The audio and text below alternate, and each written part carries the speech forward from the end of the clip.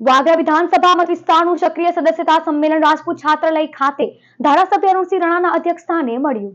ભરૂચ રાજપૂત છાત્રાલય ખાતે વાગરા વિધાનસભા ધારાસભ્ય અરુણસિંહ રાણાના અધ્યક્ષસ્થાને સક્રિય સદસ્ય સંમેલન મંગળવારે સાંજે યોજાયું હતું, જેમાં સક્રિય સભ્યોના સન્માન સાથે નવનિયુક્ત જિલ્લા ભાજપ પ્રમુખ પ્રકાશ મોદીનું વાગરા ધારાસભ્ય દ્વારા સ્વાગત કરાયું હતું। વાગરા વિધાનસભા સક્રિય સદસ્યતા સંમેલનમાં સાંસદ મનસુખ વસાવા, ભરૂચ ધારાસભ્ય રમેશ મિસ્ત્રી, પૂર્વ ધારાસભ્ય દુષ્યંત પટેલ, મહામંત્રી વિનોદ પટેલ, ફતેહસિંહ ગોહિલ, અશોક પટેલ, અજય રાણા સહિતના આગેવાનો ઉપસ્થિત રહ્યા હતા। તો વિશાળ સંખ્યામાં સક્રિય સભ્યો જોડાઈ સંમેલનને સફળ બનાવ્યું હતું।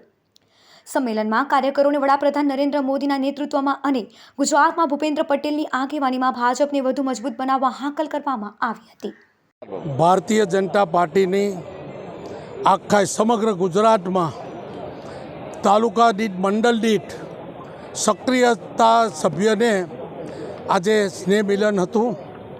એમાં ગુજરાતના દેશના વડાપ્રધાન નરેન્દ્ર મોદીજીની કામની ખુલ્લેઆમ ચર્ચા કરી અને મોદીજીના નેતૃત્વમાં, ભૂપેન્દ્ર પટેલ સરકારના નેતૃત્વમાં ભારતીય જનતા પાર્ટી કેમ મજબૂત બને, તાકાતવાન બને, એવી માનસિકતા અને કાર્યકરોનો જે વિશ્વાસ છે એનો આજે મને કહેતા આનંદ થાય છે।